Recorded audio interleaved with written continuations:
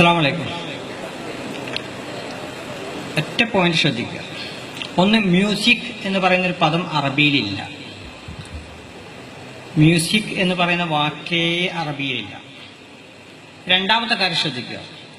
നിങ്ങളോടൊരാൾ ഫത്വ ചോദിക്കുന്നു, പാനീയം ഹറാമാണോ ഹലാലാണോ? പാനീയം എന്നത് ഹലാലാണോ ഹറാമാണോ എന്ന് ചോദിച്ചാൽ നിങ്ങൾ എന്താ പറയാ? എന്തിനാണ് നമ്മൾ പാനീയം എന്ന് പറയാറുള്ളത്? ഒറ്റ വാക്കിൽ നമുക്ക് അതിന് മറുപടി പറയാൻ പറ്റും. പാനീയം ഹലാലാണോ ഹറാമാണോ? ഹറാമായ പാനീയമുണ്ട്, ഹലാലായ പാനീയമുണ്ട്. മ്യൂസിക് എന്ന് പറയുന്നൊരു വാക്ക് പോലും അറബിക്കിലില്ല. പിന്നീട് എപ്പോഴും മ്യൂസിക് എന്ന പദം ഇംഗ്ലീഷിലുണ്ടായതിന് അറബിയിലും മ്യൂസിക്ക എന്ന് എഴുതുകയാണ് ചെയ്തത്. അതുകൊണ്ട് സംഗീതം ഹറാം എന്നോ അല്ലെങ്കിൽ മ്യൂസിക് ഹറാം എന്ന് പറയുമ്പോൾ ഒന്നുകിൽ 2 മലയാള പദങ്ങൾ ഉപയോഗിക്കണം, അല്ലെങ്കിൽ 2 അറബി പദങ്ങൾ ഉപയോഗിക്കണം, അല്ലെങ്കിൽ 2 ഇംഗ്ലീഷ് ആയിരിക്കണം.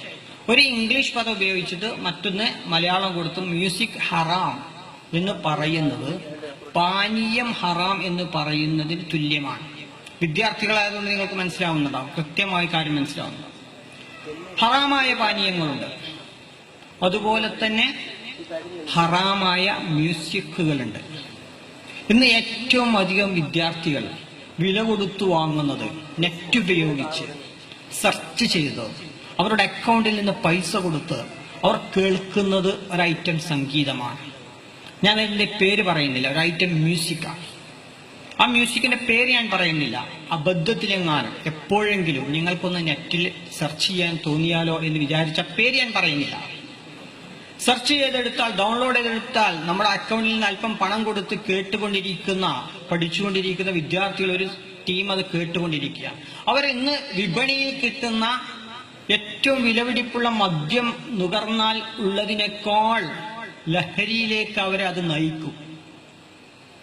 ആ ലോകത്തേക്ക് അവരെത്തും. അങ്ങനെയുള്ള മ്യൂസിക്കുകൾ ഉണ്ട്. ഹറാമാണോ? ചോദിക്കാനില്ല. ലഹരി ഉണ്ടാക്കുന്ന പാനീയങ്ങൾ ഹറാമാണെങ്കിൽ, അത് നാടനായാലും വിദേശിയായാലും ഏതായാലും ഹറാമാണെങ്കിൽ, അതുപോലെ തന്നെ ആളുകളെ ലഹരിയിലെത്തിക്കുന്ന, അവരെ അശ്രദ്ധയിലെത്തിക്കുന്ന, അറബി പദം മോനുപയോഗിച്ച ലഹുവിലേക്ക് എത്തിക്കുന്ന, എല്ലാം മറക്കുന്ന തലത്തിലേക്ക് നിങ്ങൾ എത്തിക്കുന്ന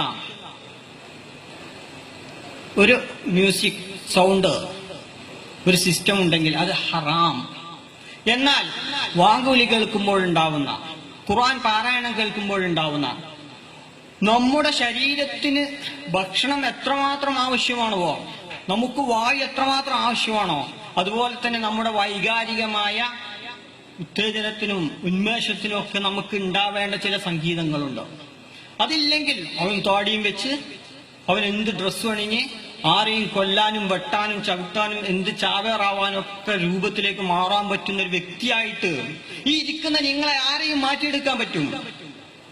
അവന് അനുവദനീയമായ ഭക്ഷണം കഴിക്കുന്നത് പോലെ, വായു സ്വീകരിക്കുന്നത് പോലെ, അവന്റെ വൈകാരികമായ, അവന്റെ ആക്ഷിഫത്തിന്, ഇമോഷന് കിട്ടേണ്ട ചില താളലയങ്ങൾ, അത് സംഗീതങ്ങളായിട്ടും പാട്ടായിട്ടും ഓത്തായിട്ടും വാങ്കുവിളിയിലൂടെ ഒക്കെ നമ്മൾ കേൾക്കേണ്ട, താരാട്ടായി കുട്ടിക്ക് കിട്ടേണ്ട, ഈ പ്രായത്തിൽ നിങ്ങൾ കേൾക്കേണ്ട, നിങ്ങൾക്ക് പഠിക്കാനും ഉണർന്നിരിക്കാനും ഉന്മേഷം നൽകാനും ആവശ്യമായ സംഗീതങ്ങളും കാര്യങ്ങളും നിങ്ങൾ കേട്ടില്ല എങ്കിൽ, അത് നിങ്ങളുടെ മുന്നിൽ ഹറാമാക്കിയാൽ, അതിൽ നിന്ന് നിങ്ങളെ തടഞ്ഞാൽ, നാളെ അപ്പുറത്ത് പോയൊരു ചാവാറായി പൊട്ടി ചാകാനും കൊല്ലാനും പറ്റുന്ന ഒരു തലമുറയായി നിങ്ങൾ വളർത്തിയെടുക്കാൻ പറ്റും. അത് ആവശ്യമുള്ള ആളുകൾ, ആ ലെവലിലേക്ക് ആളുകളെ കൊണ്ടുപോകേണ്ടവർ, അവർ ഇത് ഹറാമാണെന്ന് പറയുക മാത്രമല്ല, ഇത് അവർക്ക് ലഹുവല്ല, എല്ലാം ഹറാമാണ്, എല്ലാ സംഗീതവും ഹറാമാണ്. സൗദി അറേബ്യയിലെ സ്ഥിരമായി നടന്നുകൊണ്ടിരിക്കുന്ന ഒരു കുല്യയിൽ, ഒരു സ്ഥാപനത്തിൽ, അവിടെയുള്ള ഒരു ഖിസ്, സംഗീതത്തിലുള്ള ഖിസ്, അവിടെ കയറി ചെന്ന് അവിടുത്തെ സെലഫി പണ്ഡിതന്മാർ, ഒരു കൂട്ടം പണ്ഡിതർ ചെന്ന് അവിടെയുള്ള ഒരു കൂട്ടം സംഗീതോപകരണങ്ങൾ തല്ലി തകർക്കുന്നൊരു ഫോട്ടോ കഴിഞ്ഞ ദിവസം പത്രത്തിൽ വന്നു, ഒരു അറബി പത്രത്തിൽ. അവരെല്ലാം അടിച്ച് തകർത്ത് തരിപ്പണാക്കി ഇറങ്ങിപ്പോയി.